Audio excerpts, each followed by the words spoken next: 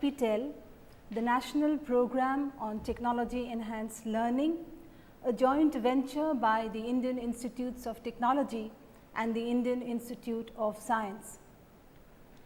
We are at the beginning of a series of lectures on cultural studies, and I welcome you to join me in this journey of knowing, understanding ourselves through cultural studies. In this first lecture, we shall be talking about several things.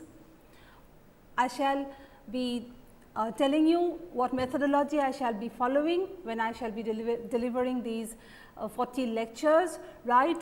But before that, let us begin to talk about cultural studies. Let us begin to unpack some of the things that we are going to do, some of the things that are going to be with us in these 40 lectures. Well, let me begin with one of my favorite quotations from the Greek philosopher Socrates. Socrates said that the unexamined life is not worth living, and whenever I teach this course at IIT Guwahati, I begin with this quotation from Socrates, right. We live lives, and when we do not examine the kind of lives that we are living, then it is, as per Socrates' observation, it is a life that is certainly not worth living. It is a life that is lived in a way in which we are unaware of many of our decisions, many of our actions, at least why we take certain decisions and why we hold certain things valuable, etc. Okay? I would like to pose a question, okay, to you, and it goes like this. Have you ever asked yourselves, why do we live the kind of life that we live? Okay. This is a question that has enormous implications, enormous importance for us. This in a way is why, is answering the question why we do cultural studies at all. Okay. Why do we live the kind of lives that we live? Now, there are ways of asking this question. Okay. So, the way that I have put it, why do we live the kind of life that we live, to which cultural studies gives us answers, that is not quite the way in which we are to pose questions, okay, when we do cultural studies, right. So, if you look at this slide, then we should say that in cultural studies, this question may be framed as, how are we produced as subjects, right. So, from this slide, we come to know that we are not to use a word like person, okay. When we talk about individuals, about human beings, the word that we are to use here is subject, okay. Subject, subjectivity, subject positions, these are important parts, words in the terminology of cultural studies, okay. So, well, with these preliminaries, let me go on to introduce the course to you. And first we shall be talking about pedagogy, right. So, what is pedagogy? Pedagogy, as you know, refers to the science and art of teaching, okay. So, when we say we are going to declare our pedagogy here, what we are doing is, well, I am expected to tell you how we are going to go about this course, how I am going to go about teaching this course, right. So, the first thing that is to be noted, okay, particularly in cultural studies, is that there may be a great deal of flexibility is allowed, okay, in both syllabus and in teaching style of cultural studies, and eventually we will begin to understand why cultural studies is flexible, right. Suffice it for us now to simply say that cultural studies, you may have, it is said that there may be as many ways of devising a syllabus in cultural studies, right, as there may be teachers or instructors for cultural studies. Okay. Why there may be so much of flexibility, okay, is something that we'll come to realize when we talk about the sheer interdisciplinarity of cultural studies, right. So, what have we found till now? That cultural studies pedagogically allows and sometimes it encourages a lot of flexibility in syllabus designing and the style of teaching. Second, a variety of topics come into cultural studies. Okay. If we understand, and we shall see in a while, that culture is about everyday life. Okay. Culture is not in the way many people understand culture, to be say music or theater or high cultures or the great literary texts, etc. Okay. A variety of topics may come in while we build a syllabus, okay, on cultural studies, ranging from rituals, right, to to ideas, to intellectual products, to mass media, and so on, right.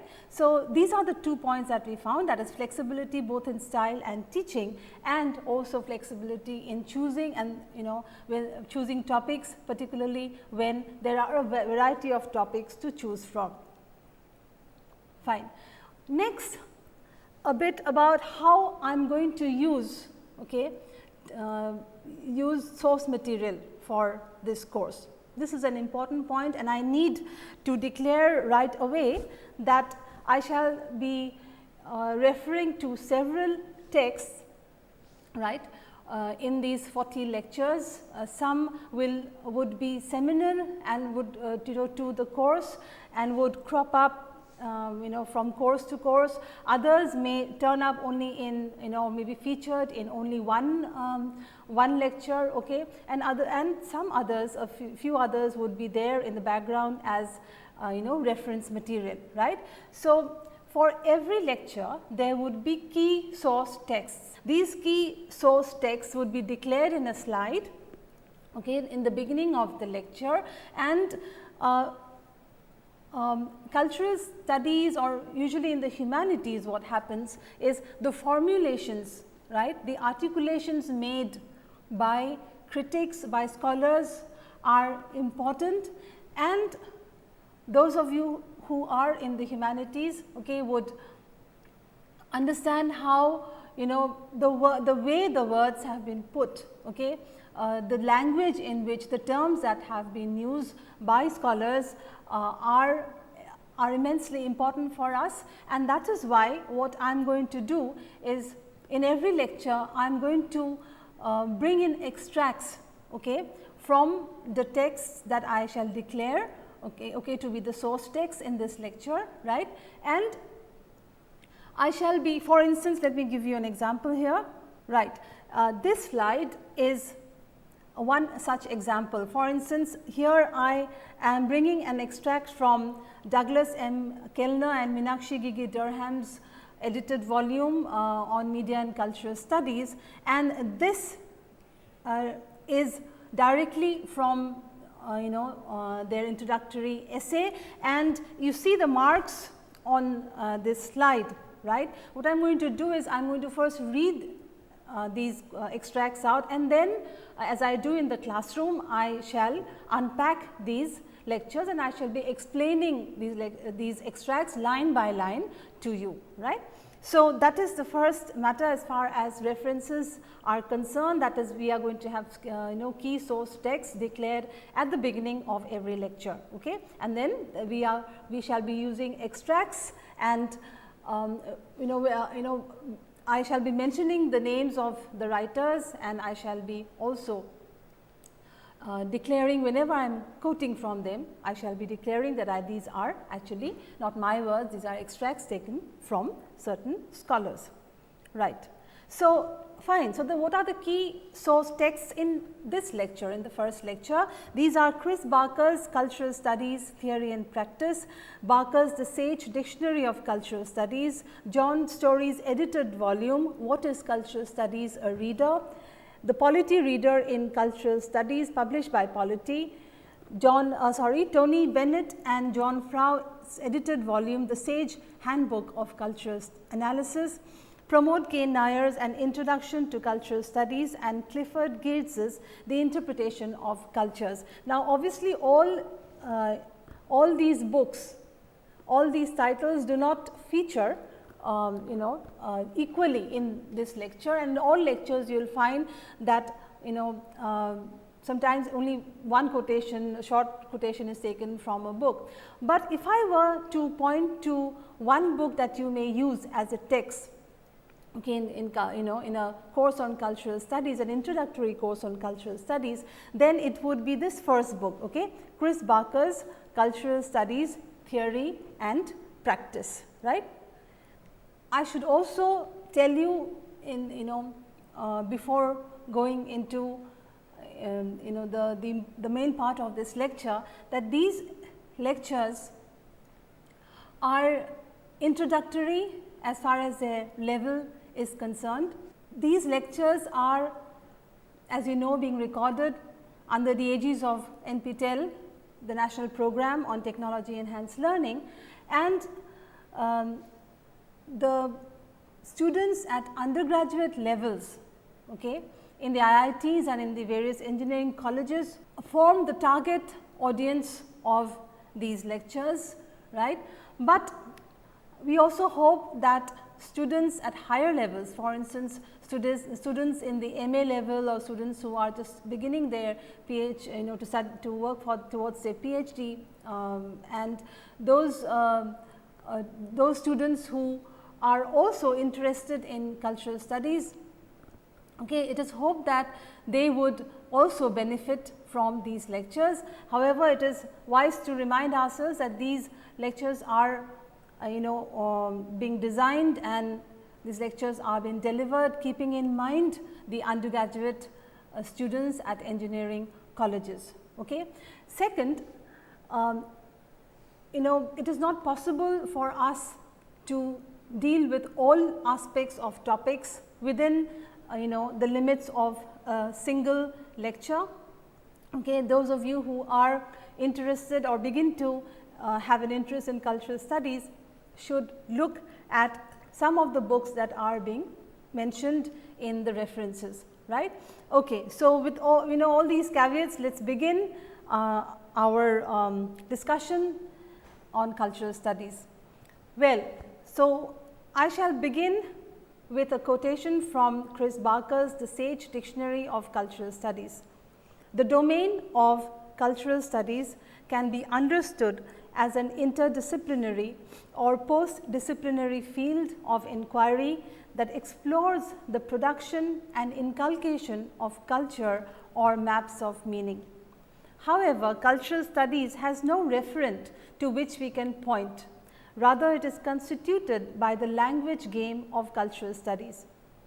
That is, the theoretical terms developed and deployed by persons calling their work cultural studies constitutes that which is cultural studies. Now, let us unpack this extract from Chris Barker. What is the first thing that Barker says? Barker says that cultural studies is an interdisciplinary field, and rightly so. Cultural studies is a field which is perhaps the most, it would not be wrong to say that it is the most important field as far as interdisciplinarity is concerned. Okay.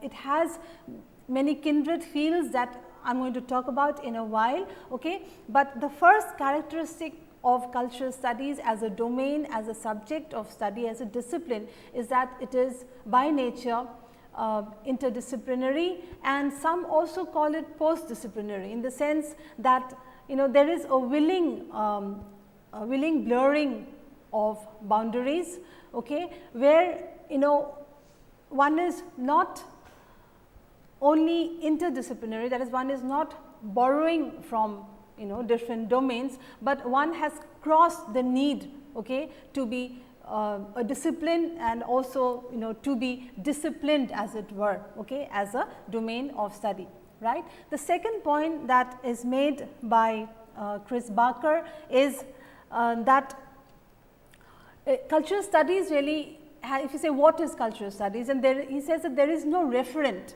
okay, there is nothing to refer to, okay, to say that this is cultural studies, right. He says that cultural studies is constituted by several ways of speaking. This is very important for us, and I want you to listen to this carefully. Okay. Cultural studies is constituted by what he calls language games, right. These are different ways of talking, and we shall see in a while what is meant by different ways of talking, different ways of articulating, okay, articulating points regarding socio-cultural issues. So, he says it is constituted by the language game of cultural studies, and mainly, okay, it is constituted by the theoretical terms, right, theoretical terms developed and deployed by scholars who call their work cultural studies, right. This is what cultural studies is about. Well, of course, this first sort of exploration into cultural studies, you may not be you may not be able to understand exactly what it is, but this entire lecture and the next lecture, these two lectures are devoted to understanding cultural studies. Next, Barker says cultural studies can also be grasped as a discursive formation, right. You will come across the term discursive formation a number of times in our lectures, okay, and we need to know at this juncture what a discursive formation is. So, discursive formation is a group of ideas, images and practices that provide ways of talking about and conduct associated with a particular topic, social activity or institutional site. Okay. So, discursive formation basically is something that forms around, right, forms around certain ideas and images and practices that come together, okay, to throw light on as he says any topic, social activity or institutional site, right. I can give you an example. For instance, the discourse of science, right. When we say call science a discursive formation, then we understand that there are certain ideas, formative ideas, okay. There are certain images and practices inherent in science as an activity and science as a language, right, which throws light on different aspects of the physical universe, okay, on different topics, on different activities and institutional sites. Okay. Now, when you talk about a different discourse like religion, for instance, religion too is then a discursive formation, right. It also has its constituent ideas, it has its images and practices, and it also talks about the universe, it also talks about man, but in very different ways. So, you see cultural studies is then itself also a domain in the sense that it is a discursive formation which has its own foundational ideas, its own terminology, its own way of speaking or ways of speaking, its own images and practices, right. Now, what comprises these images, these ideas, this terminology, these concepts is what would form mostly, okay, the subject matter of this video course on cultural studies. Then Barker says that is cultural studies is constituted by a regulated way of speaking about objects. Now, you may have a discursive formation, but one of the most important aspects of discursive formations is that any discourse is a way of talking about something, all right, okay, but it is a regulated way of talking about something. That is, there are certain rules, regulations and norms, okay, within a discourse, within the limits of a discourse, within the framework of a discourse that you cannot cross or you cannot break. Okay. So, therefore, cultural studies is constituted, as Barker says, by a regulated way of speaking about objects, right. And then please look at this slide. And cultural studies coheres around key concepts, ideas and concerns that include articulation, culture, discourse, ideology, identity, popular culture, power, representation and text. These are some of the fundamental, okay, fundamental concepts in cultural studies, and these are the ideas that ideas that go on to build the discursive formation called cultural studies. Then I would like to draw your attention to an essay entitled "What is Cultural Studies Anyway?" and this essay is by Richard Johnson. Here Johnson says that the text is no longer in cultural studies studied for its own sake, nor even for the social effects it may be thought to produce, but rather for the subjective or cultural forms which it realizes and makes available. We believe in cultural studies that culture, everything about culture is constructed. Okay? Culture is the result of subjective forms, right. Now, by subjective forms I do not mean only simply feelings, but by subjective we mean that these cultural forms, practices, artifacts are produced, okay, by certain conditions, are produced by certain social conditions, by certain historical conditions, and by actual people with their own historical and personal narratives, right. So, in that sense it is to show what produces, how meaning is produced, for instance, right. So, objectivity is something that really does not find a place in cultural studies, so much so that when we look at our lecture on science, technology and cultural studies in the 4th module, you will find that even science, in the idea of pure objectivity in science, is contested by cultural studies. So, what is how did cultural studies come about? And we should know that cultural studies is a relatively new area of study, okay, and it has its precursor domains, so to speak, okay, sociology being one.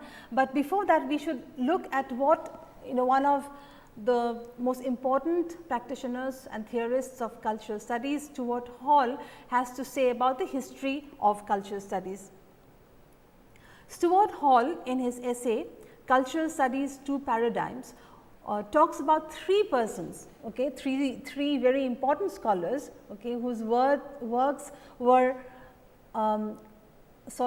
whose works were instrumental in giving birth, so to speak, to the domain or discipline cultural studies, and they are Raymond Williams and particularly his book Culture and Society, Richard Hogarth, his work Uses of Literacy, and E.P. Thompson's Making of the English Working Class. Now, why these books are important, okay, is that they form a break from previous ways of theorizing, right. Essentially this break, right, is characterized by 3 things, okay. These are please look at this slide, these are culturalism, materialism and a Marxist approach to things. Now, you could use one term for all of these, and that term is materialism, in the sense that all our cultural practices, all our ideas, okay, all our institutions are the result of a materialist are the result of matter, really. How matter, in the sense that it is from actual practices, it is from the material world, okay, it is from these that culture emerges, right, that even ideas emerge, and in our lecture on Marxism we are going to understand it better. Suffice it for us to say here that the works of Hogarth, Williams and E.P. Thompson, right, they constitute or give a new push to the humanities and social sciences, in that they bring in these these orientations which are called culturalism, materialism and Marxism. Okay. So, obviously when we begin to talk about cultural studies, the first question that should come to our mind is, what is culture? All of us have an idea of what culture is, but that those ideas of culture need not be the way in which culture is understood in the domain cultural studies. In cultural studies, okay, we consider culture to be ordinary, right. We do not make a distinction between high culture and low culture. Culture is everyday practices of people, right. Culture is ordinary. Culture is also defined, and this comes from Raymond Williams, as a way of life. Culture is also understood further as democratized, right. And finally, culture is understood as something that gives us meaning, okay, or something where meaning is generated, where significance is generated, right. So, what are the ways in which culture is seen in, in the discipline cultural studies? A, that culture is ordinary, it's to do with ordinary everyday practices of human beings. Culture is a way of life, culture is democratized, and culture is to do with meaning creation or meaning generation. All this would be clear as we look at these separately in our lectures. Therefore, it is not that you simply look, you simply study culture, right, or that you study cultural practices in isolation. One of the goals of cultural studies is to look at the ideas, okay, that human beings have produced, which give rise to cultural practices, which are behind which are the foundation of cultural practices. And secondly, we are going to also look at the patterns that these practices show, right. So, we find that both ideas and practices in different times, in different spaces, begin to show certain patterns, and these patterns are what is targeted by cultural studies, and we are supposed to find these patterns in our everyday practices and in our cultural forms. Now, what is how do we characterize cultural studies as a methodology? I had already said a while ago that cultural studies does not believe in pure objectivity. Okay? Cultural studies rather would look at the subjective elements in cultural formations, be these individual subjectivity or a collective subjectivity, right. So, if we look at this slide, we find that cultural studies is basically anti-positivist in its orientation. Now, what do we mean by anti-positivist? Anti-positivism is philosophy, you could say, that considers all knowledge as uncertain, right, as characterized by uncertainty, by provisionality. It sees every way of speaking as a discourse with its own regulations, with its own norms, and its own epistemology, and it considers indeterminacy, okay, to be a crucial part of all knowledge. And finally, it believes that phenomena, whether they are cultural or scientific, okay, are always overdetermined, right. Overdetermined or overdetermination means that however much we may try and even succeed, okay, in finding out the causes of events, overdetermination would say that there would always be causes that we cannot identify given our cognitive and our technological limitations. Okay, it means the theory of overdetermination therefore means that phenomena are overdetermined, that is, they are determined by causes over and above those that we can identify, right. So, uncertainty, provisionality, discourse, indeterminacy and overdetermination, these are aspects of a branch of philosophy that is called epistemology.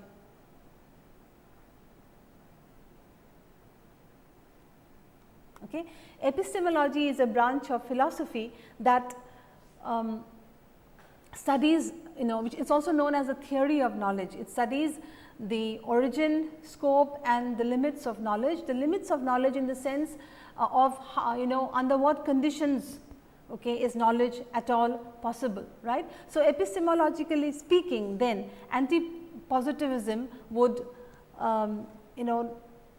accept the fact that knowledge is created all right, okay, that knowledge has its origins, but knowledge also has its limiting conditions, right. So, under those limiting conditions, we eventually should arrive at a proposition like this, that all knowledge is always provisional, because by, or since for by its inception or by the conditions of its inception, it is already limited. Okay. So, this is what cultural studies believes in, that all knowledge is provisional and all knowledge may work, but at the same time it is prone to change. So, let me introduce the 4 modules in this video course, and the various lectures that comprise these modules. The first module is introductory by nature, and lecture 1 is entitled Cultural Studies and Introduction. In the second lecture, we continue our deliberations on cultural studies, and we entitled it Understanding Cultural Studies. The third lecture is the beginning of a cluster of lectures, really, where we begin to talk about what science has to tell us about our origins, because culture is not, contrary to what many might think, culture is not a recent phenomenon. Okay, even prehistoric man had culture, right, and we shall see in these 3 or 4 lectures on the scientific view of culture, right. We shall see how evolution has given us certain propensities, okay, and finally given rise to the mind that creates modern culture. Okay. So, lecture 3 is on evolution and culture. Lecture 4 in module 1 is entitled Evolutionary Psychology, in which we look at the principles of evolutionary psychology. Lecture 5, the modern mind and its origins. The 6th lecture is entitled Memetics.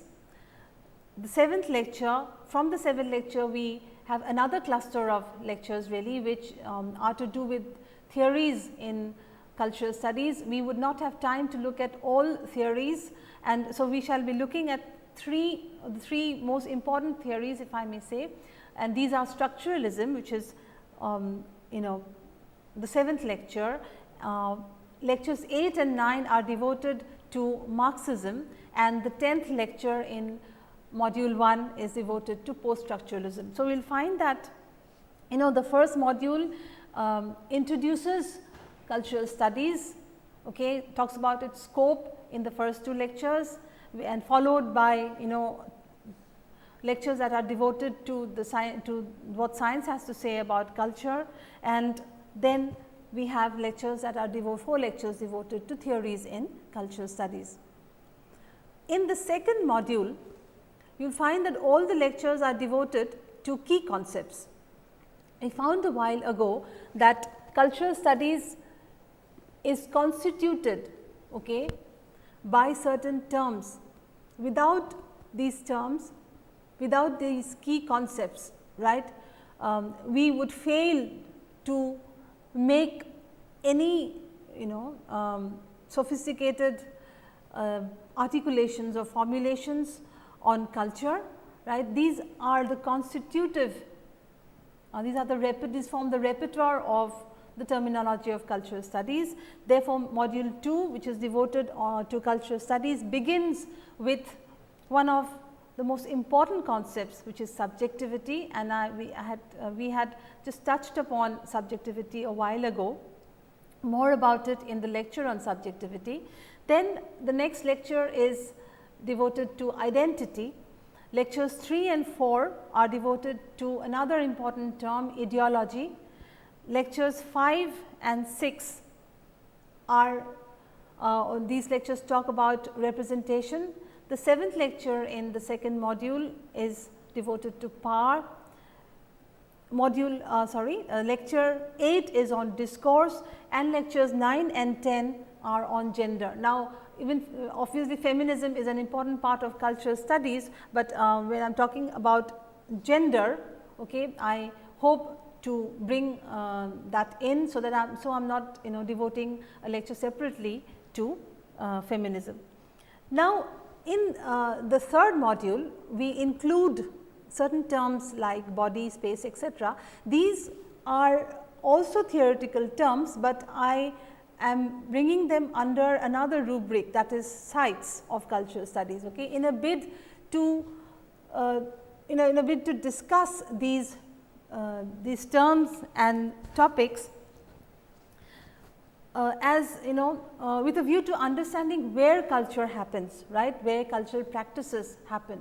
We understood culture, by now the definition we have is of culture is something ordinary, culture as having to do with our everyday practices, right, culture as democratized and as meaning formation and meaning creation, somewhere where meaning is created and formed, right. So, if meaning is created and formed, if culture is ordinary, if it is to do with everyday practices, then where does it happen, right. So, keeping that in view, the lectures in this module are: 1, the body, then space, time, development, language, ethnicity, race and nation, globalization, consumption and biology.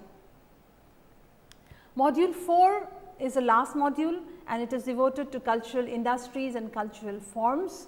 We begin by talking about cultural industry and then we move on to talk about the basic unit, okay, of cultural forms, which is the commodity.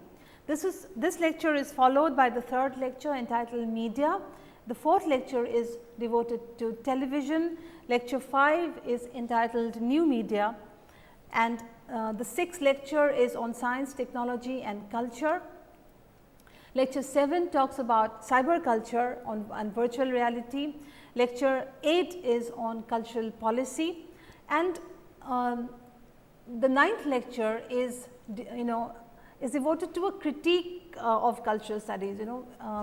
If cultural studies, you will understand as you move on with our lectures, that cultural studies, one of the most important functions of cultural studies is to critique, right, is to scrutinize, so to speak, our cultural forms and practices. And by that token, cultural studies itself must be self-reflexive enough to critique itself, right. So, we shall be looking at the critique of cultural studies as given to us by many scholars, and in the end we shall be also defending the domain of cultural studies. The last lecture in this course is a summing up, okay, of all that, brief summing up of all that we have done in, all that we are going to look at, right, in these series of lectures, okay. So, well, now let us go back to the point that first point that Chris Barker had given us, and that is the interdisciplinary mode, okay, or orientation of cultural studies. So, in that case, what are the disciplines, right, from which cultural studies borrows?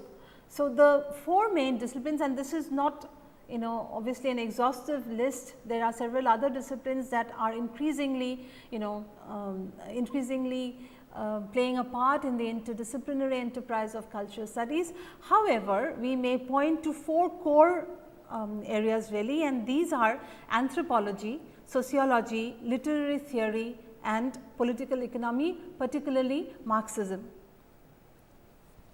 So, about the interdisciplinary scope of cultural studies, and if we really extend it, we can begin by asking ourselves this question, right, in how many different ways, okay, can you study yourself as a cultural being? We are beings in culture, we are all partakers of culture, we have our everyday practices, okay.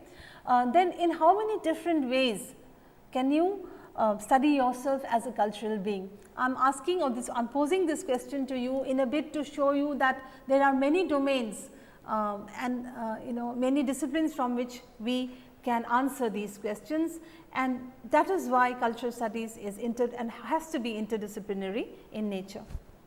Now, let us look at sociology. Now, from sociology, when you talk about culture, you can ask questions like these: why do we have the social systems and arrangements that we do? Okay. from psychology, we can ask questions like, why do we think in certain ways? What does it mean to be a cognitive agent? Okay. We can talk about evolution, brain systems, cognition, the self-other dichotomy, self-esteem, right. These are all, if you realize, part and parcel of what it means for us to be cultural beings, to be beings living in society, to be beings that engage in cultural practices. Then science and technology. For instance, we can ask a question like, how does technology affect our way of life? Now, we saw that a way of life is nothing but culture, right. So, how does technology affect our culture? And here let me bring a quotation from Winston Churchill. Okay, he says it so beautifully, we design our buildings and then our buildings design us. Okay, this precisely is what is meant by technology affecting our way of life, right. We design our buildings and then our buildings design us. Next, literature and media, right. Literature, particularly literary theory, is very closely related to cultural studies, in that many do not even want to make a differentiation or distinction between literary studies and cultural studies, or literary theory and cultural theory. However, from literature and media, we may ask questions like, why are the media and literature so powerful as cultural products? Are we constructed by the media? If so, how far? Then history, how has culture evolved and changed through different times? That is, here by culture obviously mean how have our ways of living evolved and changed to different times, and how should we look at history, how should we study history. Then philosophy is also another domain that is very important from for cultural studies, particularly I would say epistemology. In philosophy, we find questions like, which are important for cultural studies, questions like, how do we attribute meaning to our existence through our value and belief systems. Then language, from language we have questions like, how does language construct culture, and can culture be read as a language? We have indeed a whole lecture in this third module that is devoted to language, and more about it in that lecture. And economics, how does wealth and its distribution determine our way of life? This is taken up by the 2 lectures, or in the 2 lectures on Marxism. So, you see that there are several domains that from which we can borrow, we can borrow certain formulations, from which we can pose certain questions and also look for answers. Now, if you recall, cultural studies has no referent really, as Barker had said. Cultural studies is all about talking in a certain way, and so when it's all about language games, as it were, and when we begin to talk in certain ways, we need the help, or we need to be interdisciplinary, because the questions and their answers cannot come only from language games. Okay? We need certain areas from which these formulations would have to be made, right. So, the key concepts that are which are the guiding statements for our course, okay, are those that have been articulated again by Chris Barker in cultural studies. That is, culture is not a given, right. As I said a while ago, culture is always constructed, culture is never natural, right. It is constructed by human beings, meanings are generated and constructed by us. So, culture is not a given, it is constructed and hence can be studied systematically. Then the second point made by Barker is that culture is not absolute or static, but changing and dynamic, followed by this statement, there are reasons and forces, example political economy, behind cultural changes, and power is the chief arbiter of the kind of lives that we live. Okay. So, as I said, there are many ways in which you can talk about cultural studies, many ways in which the syllabus can be devised, but for our for our course, it is important for us to delimit the area within which we are talking, and in this sense Chris Barker's formulations on culture and cultural studies are important for us. We need to make a very important differentiation or distinction at this juncture between cultural studies and the study of culture, right. Many would say this is a distinction between cultural studies, right, and anthropology. Now, in cultural studies, it is very important to remember that even though we do not, even though we talk about cultural practices, okay, even though our data are the actual practices that we do, right, that is not all about cultural studies, right, vis-a-vis the study of culture. We talk about the cultural practices and forms importantly in terms of they being symbolic forms and they being signifying practices.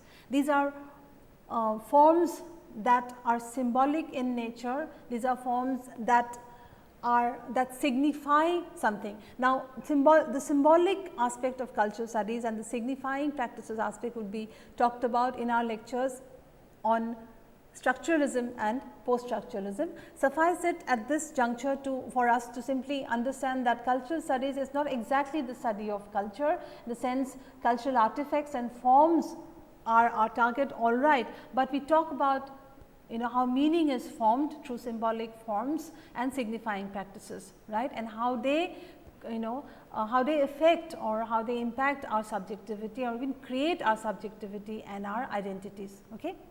So, if we are asked when cultural studies as a discipline actually began, okay, we said a while ago that cultural studies as a discipline is a relatively new discipline, right, and that there were sort of precursor disciplines which gave rise to this interdisciplinary enterprise. For instance, we saw anthropology, sociology and literature and language, okay. But we can in fact point to a specific date, okay, as far as cultural studies or rather the birth of cultural studies is concerned, and this is the establishment of the Center for Contemporary Cultural Studies in 1964 at the University of Birmingham, right, and its first director was Richard Hoggart and followed by Stuart Hall.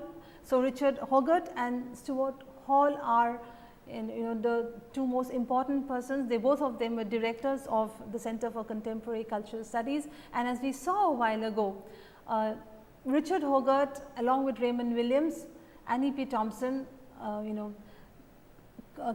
they constitute a break in previous ways of thinking and orientations of thinking, in the sense that it was a materialist understanding of ourselves as cultural beings, as social beings, okay.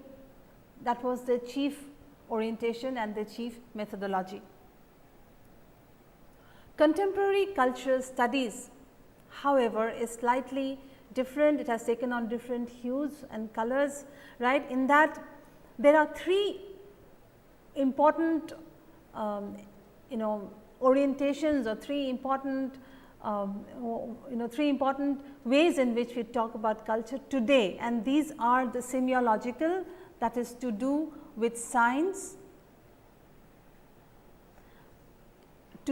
Second is the importance of power and politics in our cultural lives, and third, policy or policy making or decisions regarding the production, distribution and consumption of cultural products. So, contemporary cultural studies does not really do away with the materialist approach, but there has been a change over the years, okay, particularly with the coming in of post-structuralism, and there is we have a lecture, separate lecture on post-structuralism, where we talk about a certain break again with previous ways of thinking. So, semiology, politics and policy, this is what characterizes contemporary cultural studies. So, I would like to end by talking about this cultural turn as given to us by Bennett and Frau.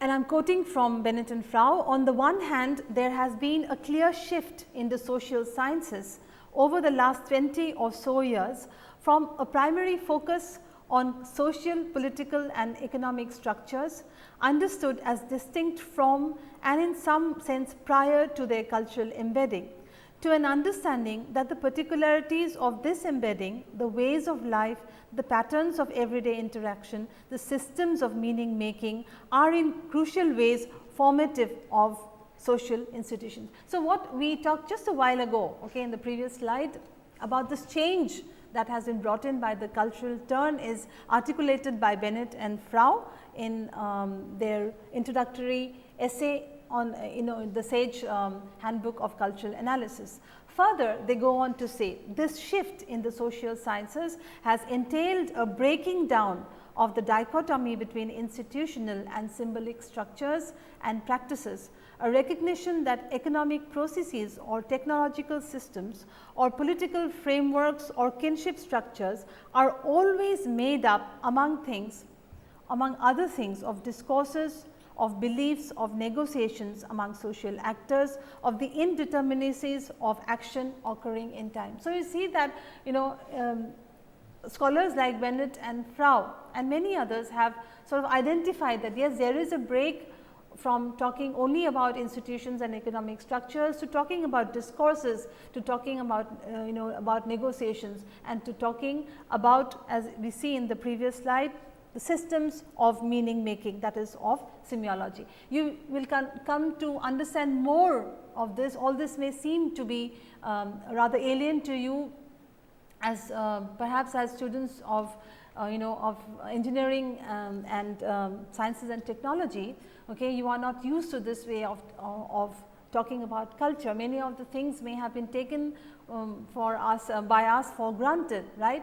So, I hope in the as the lectures unfold, you will be able to understand, because we will be able to spend time on so many of the key concepts that have just come up here today. It seems out of nowhere. Okay, so slowly as you begin, as you stay with me and we begin to discuss these things, and all of these would seem, by the end of these lectures, all of these would be very clear to you. So, we shall now move on to what we call the discussion. The discussion really comprises a couple of questions that may be put to you in exams, or questions that you may pose to yourselves also, okay, to find out how much you have understood. Okay. So, if we ask a question like this, delineate the domain of cultural studies, then you would say that we may talk about cultural studies and delineate its domain through the words of Chris Barker, and we may take help from Barker's definitions, okay, to delineate the domain of cultural studies. And we shall say then that cultural studies first is an interdisciplinary field, okay, in that it borrows from several kindred domains like anthropology, sociology, literature, language, etc., okay, of political economy, and that because of this sheer interdisciplinarity, cultural studies itself does not have disciplinary boundaries, so much so that many do not want to call it a discipline, and hence it is also a post-disciplinary one. And that cultural studies has no referent really. What is cultural studies is, we are not really referring to anything other than the very language games, okay, the different ways of talking, okay, about culture, about cultural practices, about knowledge, right, and that it is, as Barker says, constituted by language games, and the theoretical terms, it is constituted by the theoretical terms that have been constructed, okay, in a bid to talk in different ways about culture. Now, the fact the important fact here is, we will be talking about this later in one of the lectures, is that the theoretical terms help us to talk about things in different ways, in ways that have not been really used before. And even as we talk about things in different ways, we redescribe and re-signify things. What happens is older habits and patterns of thinking, okay, these subside and we begin to see things in a new way. This itself is the beginning of a political practice where we show the working of politics and power in our cultural lives. Then we can also say that cultural studies is a discursive formation, and by discursive formation we understand that it is a formation made by a group of ideas, images and practices. It is a way of talking, and if you remember, we talked about science being a discursive formation, religion being a discursive formation, and both have different ideas and different images and practices, right. So, also all other domains are different ways and discursive formations.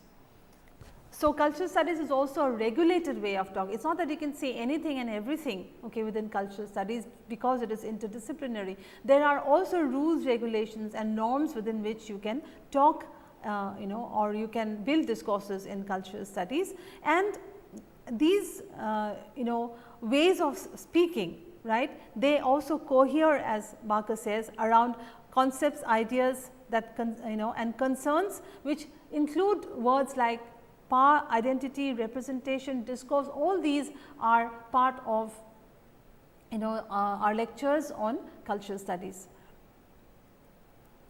Then who are considered the progenitors of cultural studies? Then the answer here is the one given by Stuart Hall, that scholars like Raymond Williams and Richard Hogarth, who are known as